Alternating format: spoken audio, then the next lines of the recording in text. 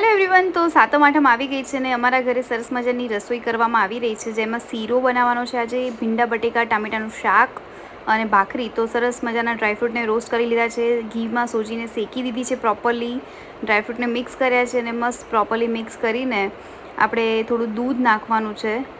જે પ્રમાણે તમે સોજી લો છો એ જ પ્રમાણે ખાંડ ને એ જ પ્રમાણે દૂધ લઈ શકો છો. એનાથી પ્રોપર કન્સિસ્ટન્સીવાળો શીરો બની જશે રેડી. આજે મેં બનાવ્યો છે ગરમા ગરમ શીરો.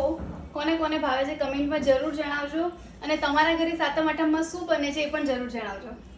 જોઈને એટલો ટેમ્પટિંગ લાગી રહ્યો છે ને, એટલો જ ટેસ્ટી બન્યો. તો હવે આપણે બનાવીશું સબ્જી. તેલ મૂક્યું છે, રહી છે, જીરું છે, થોડું લસણ અને ડુંગળી નાખીને સરસ અનિયન અને પોટેટોઝને ફ્રાય કરીશ. એના પછી ભીંડા નાખીશ, હળદર, મીઠું, મરચું, ધાણા જીરું, ગરમ મસાલો અને થોડો મેગીનો મસાલો.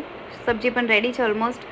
ભાખરીનો લોટ બાંધી દીધો છે અને આ ભાખરી કરી છે ગરમ ગરમ. ભાખરી પણ બહુ ક્રિસ્પી અને ટેસ્ટી બની હતી. તો તમારા ઘરે શું બનાવે છે જરૂર જણાવજો. Test of